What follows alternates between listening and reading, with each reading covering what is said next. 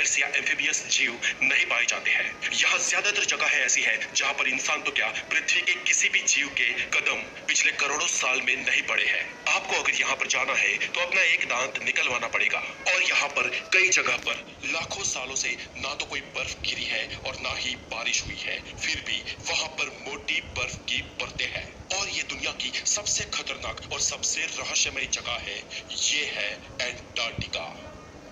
Antarctica ये पृथ्वी के छोर पर नीचे दक्षिण में बसा एक महाखंड है। 140 लाख स्क्वायर किलोमीटर में फैला ये महाखंड एशिया, अफ्रीका, नॉर्थ अमेरिका और साउथ अमेरिका के बाद दुनिया का 5वां सबसे बड़ा महाद्वीप है। विस्तार में तो ये यूरोप से 1.5 गुना और भारत से 4.5 गुना ज्यादा बड़ा है। यहाँ पर दोस्तों अगर आप जाओगे तो आपको ये लगेगा कि आप पृथ्वी पर नहीं लेकिन किसी और प्लेनेट पे हो। ये विश्व की सबसे ठंडी, शुष्क और तेज हवाओं वाली जगह है। यहाँ पर हड्डियों तक को जमा देने वाली ठंड है और चारों ओर जहाँ तक आपकी नजर जाएगी आपको सिर्फ बर्फ की चादर ही नजर आएगी। दोस्तों एंटार्क्टिका की कुछ जगह, कुछ विस्तार ऐसे भी है जहाँ पर पिछले 20-20 लाख सालों से ना तो कोई बर्फ गिरी है और ना ही कोई बारिश हुई है, फिर भी वहाँ पर लाखों साल पुरानी बर्फ के बड़े बड़े पहाड़ मौजूद है और ये बर्फ कभी नहीं पिघली है। एंटार्क्टिका में मौजूद ये जगह पृथ्वी पर की सबसे शुष्क जगह है और इसीलिए इसे ड्राई वैली भी कहा जाता है। आज हमारी पृथ्वी पर कोई भी देश या कोई भी छोटा सा रिमोट एरिया भी ऐसा नहीं है जहां पर मानव बस्ती ना रहती हो। लेकिन दोस्तों एंटार्क्टिका इसमें अपवाद है। ये इतना बड़ा महाखंड होते हुए भी वहां का कोई स्थानीय निवासी नहीं है। जी हाँ, पृथ्वी पर कोई भी इंसान एंटार्क्टिका का नागरिक नहीं है, पर यहाँ पर विविध देशों के रिसर्च स्टेशन है जहाँ सालाना 2000 से 5000 लोग आते जाते रहते हैं। और यहाँ पर हमारे देश भारत ने 3 रिसर्च स्टेशन डाले हैं जिनमें 2 एक्टिव है। इसके अलावा एंटार्क्टिका में मैकमुर्डो नाम का अमेरिका का एक न्यूक्लियर पावर स्टेशन भी है जो 1962 से यहाँ पर एक्टिव है। एंटार्क्टिका में जो लोग यहाँ पर रिसर्च करने के लिए आते हैं वो लोग यहाँ पर सिर्फ समर में ही रुकते हैं और यहाँ का समर भी बहुत ही ठंडा होता है, जबकि विंटर में यहाँ रह पाना बहुत ही मुश्किल होता है। और यहाँ पर आने वाले हर एक इंसान का मेडिकल चेकअप होता है जिसमें डेंटल चेकअप में ये सुनिश्चित किया जाता है कि यहाँ आने वाले प्रत्येक इंसान की विजडम टीथ निकाल देनी ही पड़ेगी, यानी कि यहाँ आने वाले प्रत्येक इंसान का विजडम टीथ रिमूव करने के बाद ही उसे यहाँ आने की परमिशन मिलती है। दोस्तों आपको जानकर हैरानी होगी कि ये दुनिया का सिर्फ एक ही ऐसा महाद्वीप है जहाँ पर कोई टाइम जोन नहीं है। पूरी धरती पर सिर्फ ये एंटार्क्टिका और न्यूजीलैंड 2 ही ऐसी जगह है जहां पर कोई भी जाति के सांप नहीं पाए जाते हैं। यहाँ इंसानों के अलावा अतिशय ठंड को सहने वाले कुछ जीव ही बस पाते हैं, जिनमें पेंगुइन्स, सील्स, निमेटॉन्स, टार्डिग्रेड, भिन्न प्रकार की शैवाल और कुछ टुंड वनस्पतियों का समावेश होता है। दोस्तों ये कुछ गिनी चुनी प्रजातियां भी एंटार्क्टिका के छोर पर जहां पर समुद्री किनारा है वहां पर ही पाई जाती है। एंटार्क्टिका के बीचों बीच तो कोई भी जीव मौजूद नहीं है। हम इंसानों ने हमारी पृथ्वी पर नापा हुआ आज तक का सबसे कम टेम्परेचर -89.2 डिग्री सेल्सियस रहा है और ये पृथ्वी का सबसे कम टेम्परेचर एंटार्क्टिका में दर्ज हुआ है और ये रिकॉर्ड 21 जुलाई 1983 के दिन दर्ज किया गया था। दोस्तों पृथ्वी की ये इतनी ठंडी जगह हमेशा से इतनी ठंडी नहीं थी।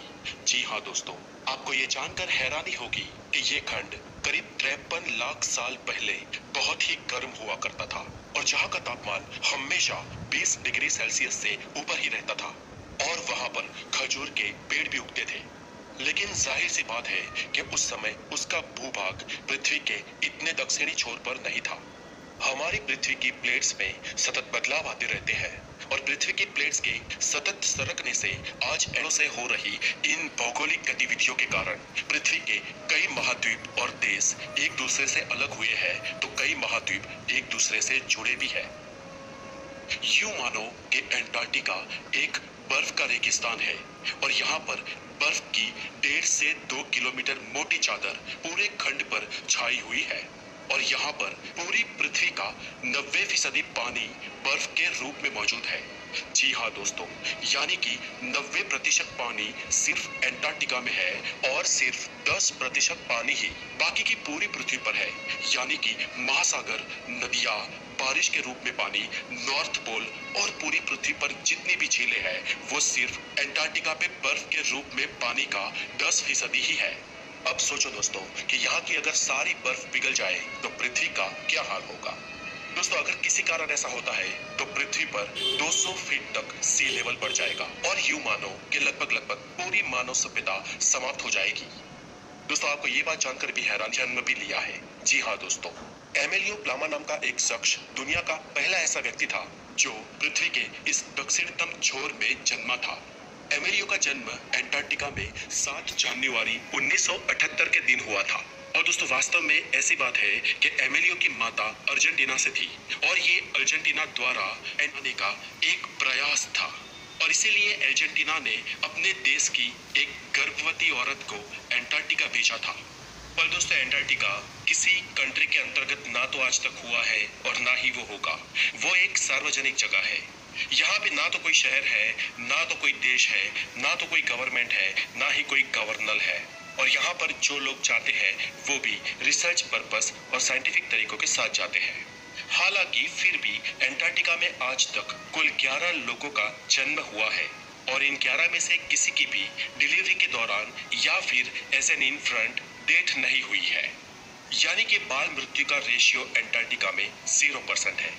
और जिन लोगों का एंटार्क्टिका में जन्म हुआ है उनको उनके माता पिता के देश की ही नागरिकता हासिल है।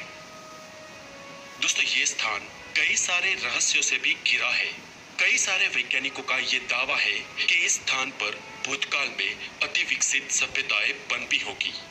ग्रीक दर्शनार्थी प्लूटो ने भी, जो कि सोक्रेटिस का शिष्य था, उसने करीब 2000 साल पहले एंटार्क्टिका की मानव सभ्यताएं और उसके संहार होने का वृतांत लिखा है, जो हमारे लिए चौंका देने वाला था। क्योंकि हम ये मानते थे कि एंटार्क्टिका में जीवन संभव ही नहीं है और इसीलिए ये जानकारी के बाद कुछ रोमांचक मनुष्यों ने एंटार्क्टिका के जीवन के अवशेषों पर रिसर्च करना शुरू किया और वहां पर जाकर खोजबीन की तो कुछ अवशेष और तथ्य जो सामने आए वो प्लेटो के अनुमान से हूबहू मिलते जुलते थे। इस पर कुछ वैज्ञानिकों का ये भी कहना है कि हो सकता है कि सालों पहले हमारी ही कुछ पौराणिक सभ्यताओं के लोग उस समय इस जगह पर पहुंचे हो। सच आखिर कुछ भी हो, लेकिन आज तक यहाँ पर इस पर रिसर्च हो रहे हैं।